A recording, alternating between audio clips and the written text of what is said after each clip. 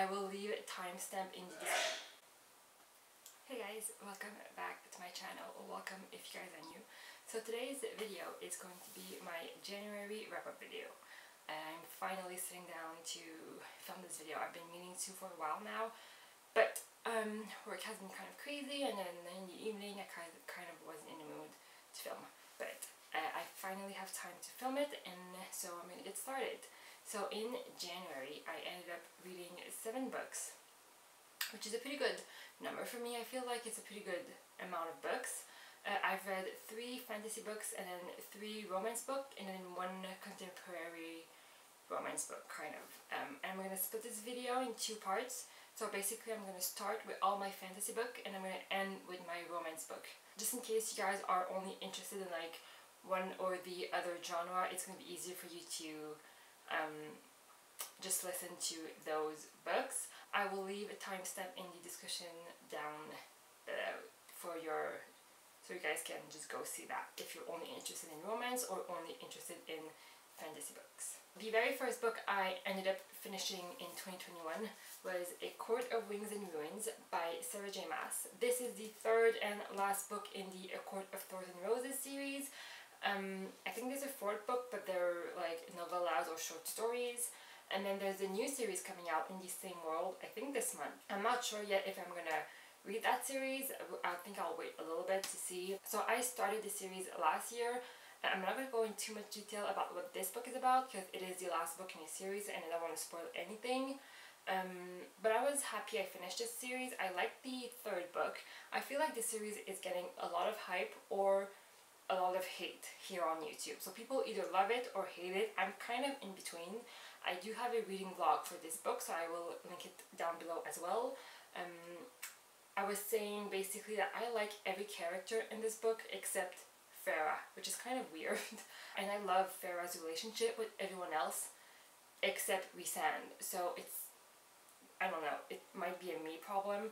But yeah, this was a long book. This is like 700 pages. I don't feel like it needed to be that long, but I really enjoyed this series. I really like it. I ended up giving this book 3.5 stars. So I mean, it's a good book. It was a pretty good series. I liked it, and I mean, I'm happy I finished it. So yeah.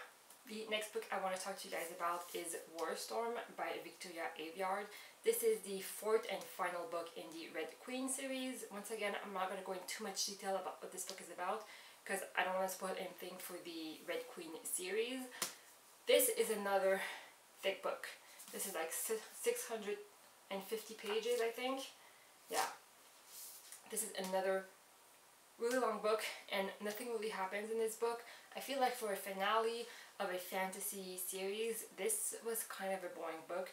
Nothing really happens. I felt like it dragged on way too long, and also I feel like the ending was left very open. Nothing really is tied up, and everything is left pretty open. I know there's like another book which is like short story or novella, and I think that like gives us closure, but I feel like this was the last book in the series.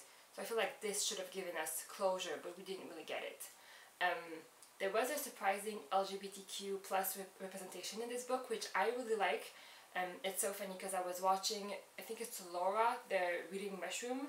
I will link her channel down in the description bar below. But I was watching her video as I was getting ready to film this video, and it was her video about like the importance of queer representation. So I will link that video down below. But she was saying how she liked that there was more and more fantasy books that had like lesbian representation without being the main focus of the book. This is a good example. I feel like we do have a LGBT representation in this book, but it's not part of the main plot. It's not part of the main like storyline. It's just there, which I really enjoyed.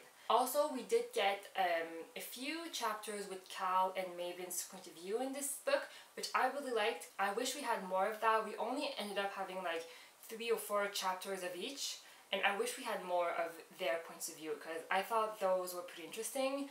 But yeah, overall, this I gave 3 star, and I mainly gave this 3 star because of the whole series. Okay, so I got cut off and I don't remember where I was, but so I ended up giving this 3 stars mainly because of the whole series. Like, I think this book alone probably was a 2-star for me, but the whole series was pretty good. I really liked the first 2 books, and then it kind of went downhill for me, which often happens with fantasy books. So, but I'm pretty happy I finished this series, and I'm still debating in whether I want to read the short story or not. I did hear that you kind of get closure in the novellas, so I might read them just, if I find the book for pretty cheap, I might read them just to see what happens. But yeah, that's it for Warstorm. So the last fantasy book I read, I am so excited about, and it is The Final Empire by Brandon Sanderson. This was my very first Brandon Sanderson book. I had heard from him everywhere. Everyone was raving about his book, and everyone was telling how amazing his books are, so I really wanted to read his book and read his work, and this is the first one that I chose. I tried filming a reading vlog for this book because I kind of wanted to document my thoughts and my reaction to this book, and it ended up being kind of pointless. Basically because my whole reading vlog is me saying how I really like this book, I love the world building, I love the magic system, and then when I finish this book, it's basically just me like vomiting words saying how much I love this book but not making sense. But I'm not making a lot of sense in those clips because I filmed them right after finishing the books, so I couldn't really like gather my thoughts. But it's been a few days now since I finished this book, and I kind of have a better understanding on why I love this book. So people were saying how the first half of this book was kind of slow and a little bit hard to get into, and then by the second half it was amazing and people fell in love with this book in the second half of the book. And while I was reading it in the beginning, I was like thinking how I liked the book. It was really cool. I really like how he developed the worlds, how we get to learn about the magic system, and how we get to learn about the backstory of the world and everything. I really enjoyed it, and then comes the other half of the book and I totally understand what people were saying. In the second half of the book was action-packed, so much thing happens, and then by the end of the book you kind of feel like everything wraps up and everything has an ending, and you kind of, you know, everything wraps up in a little bow and you get a closure for pretty much everything, except the author leaves like a bomb in the end of the book, which you are left wondering what will happen to these characters. Like, it's such a weird feeling by the end of the book. You get a closure with a lot of things, but there's just this one little door that opens up, and you just don't know where this book is gonna go. So I loved this book. I loved the world building and the magic system in this book. I loved how there were rules and there were limits and you couldn't do just anything. I loved it. I loved the scene where Kielsier teach Vince the magic system. I thought it was such a cool scene, and I loved that scene. It was just so interesting. I loved Vin as a character. I loved her arc. It's so funny because we do have a character that is kind of a typical YA character who's basically broken in the beginning of the book. She has a hard time trusting people, she has a hard time like letting people in, and then by the end of the book that changes. So it is kind of a typical YA trope, but this was so well done, and the arc of Vin was so slow, and so it like came in very naturally, and her arc was just really well done, and I really liked this book. This book was really good. I mean, 5-star. I love this book and I cannot wait to read the second book. I already bought it. It is on my way to me, but it just, Canada Post is very slow right now, so I don't have it with me right now. So, but yeah, highly recommend this book. It was really good. So we are now in my romance part of this wrap-up video. So I have 3 romance books to talk to you guys about, and then 1 kind of contemporary romance book to talk to you guys about. So the first romance book that I read was Crazy Rich Asian by Kevin Kwan. I don't have this book with me right now because I did read it as an audiobook from my library. It was a pretty good book. I don't have too much to say about this book. I did see the movie first, which I did enjoy the movie better than the book, but the audiobook was really good. I really liked the narrator. She did really fun voices, and I thought she was really good. This is basically like a soap opera. It read like a soap opera, it listened like a soap opera. It was a really fun book. Nothing too deep, nothing too spectacular. I ended up giving this like 4 stars. It was a good romance book. So yeah, I mean, nothing too much to say about this book. It was a good book. I am planning on continuing with the series because I think there's like 3 more books, 2 or 3 more books in this series, and it was, I mean, it was enjoyable. It was a fun time nothing too much about it, so yeah. The next book I have to talk to you guys about is A Holidaze by Christina Lauren. So this I read pretty early in January. I was still in the holiday spirit and I was still in the holiday mood, so I picked up this book. I was pretty hesitant at first because I did hear a lot of people not liking this book and not enjoying this book as much, which made me pretty hesitant to pick up this book, but I ended up really liking this book. It was a fun book. It was, you know, maybe I had really low expectation, or maybe just Christina Lauren can do no wrong in my book, but I really enjoyed it. This is basically a Groundhog Day Christmas edition. So it's basically this girl who, for Christmas, her and her family always goes to this cabin with all of her parents' friends and their kids.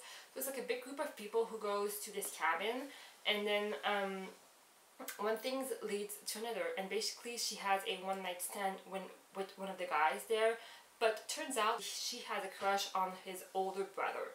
And then one other thing happens, which I don't want to talk about because it's kind of a spoiler thing. So she ends up leaving the cabin kind of bummed out and a little bit disappointed of her stay, and she makes this wish to like the universe to show her what will make her happy, and then she wakes up in the ride in her plane going back to the cabin, and it happens a few times. So the groundhog aspect it kept me intrigued, and I wanted to see more, and I wanted to see what was going to happen. It didn't happen a lot of time, maybe like 3 or 4 times I think. So I mean, it was pretty cool. I liked all the characters in the cabin. We didn't get too much of them, but I liked the dynamic of them. I really like Benny. He's like the cool uncle, I guess, or I really liked him. Like, I really like his relationship with May. That was pretty cool. And then the romance it was a cute romance. It was kind of a friends to lover romance. It was a fun book. It ended up being a little bit more deep than what I thought it was, because it is almost a coming of age story, because she's 26 and she doesn't really know what she wants to do with her life, and she doesn't really know, you know, what will make her happy. So it is kind of a coming of age story. I ended up really liking it. I ended up giving this 4 stars, I think. It was a cute book. It was a fun book, and I'm happy I read it in the end. So the next romance book I want to talk to you guys about is The Roommate by Rosie Danon. This book I ended up buying. Basically, I was having a hard week and I went on Amazon and I was looking at books, and then I saw this, and I think it's Gabby Reeds who really liked this book. She read this book and she really liked it, so I ended up buying it. Basically, this is a story about a girl who has a crush on her childhood best friend, and she drops everything to go live with him in LA. But he, being the jerk that he is, kind of abandoned her to go on tour with his band, and so he picks up another roommate to be her roommate. So his name is Josh, and he's a porn star basically, and she is kind of a socialite, and I think she has a master in like art history or something, which she says like it's like the rich people degree. So like when you have nothing to do with your life, you go do that degree. It's kind of weird, but whatever. I mean, this book started off really strong, and I really liked the beginning, and then by the middle of the book I was kind of meh about it, and then by the end I ended up really like enjoying it, and I ended up giving this, I think, 4 stars. It was a pretty good book. I really liked it. People were saying how this is a really steamy book, a really sexy book, and it was pretty like hot and heavy. I felt like it was at some point, but not as much as I thought. We do have this whole subplot about him being in the porn industry, and basically her kind of getting involved in the porn industry. So if you guys don't like that, then I wouldn't recommend this book for you. But it was a pretty fun book. I really like their chemistry, I will say. I liked their chemistry. I loved Josh. She was such a sweetheart, and I really like him. I like him a lot better than her. I felt like she was kind of annoying, which happens a lot in romance book. I tend to like the guy more than the girl, but whatever. In the end of the book, I really liked the discussion about what love is and what love looks like. She's saying how like Hollywood had promised her one thing, and this is what she thought love looks like, but in reality, it's not necessarily the same thing. And I really like that discussion, because I feel like a lot of girls, not everyone obviously, but a lot of us, we read romance book and we listen to rom-com, and we have this idea of what love is and what love should look like. But I mean, in reality, it's not exactly the same thing. it can be like equally as great, but it's not the same thing. And I feel like sometimes we're expecting this like movie love story, but it's not the same thing in real life. So I really like that aspect. But yeah, like I said, I ended up giving this, I think, 4 stars. I like this book. It was a cute book. I thought I was gonna like it more than what I actually did, but it was a fun book and it was a cute book, and I'm happy I read it. So the last book I have to talk to you guys about is Sundays at Tiffany's by James Patterson. This is an older book. I had this book on my shelf for like years now, and I ended up downloading the audiobook from my library. It was a 6-hour audiobook, so at 1.5 speed, it was like a 4-hour. I read this really quickly in a day. It was a cute book. It's basically about this girl who falls in love with her imaginary friend. It's this girl who has this imaginary friend who's like 30 years old, which is kind of weird. But at her 8th birthday, I think, 8th or 9th birthday, he tells her that he has to leave because she's old enough, but she's not going to remember him, and so basically he leaves, but she still remembers him.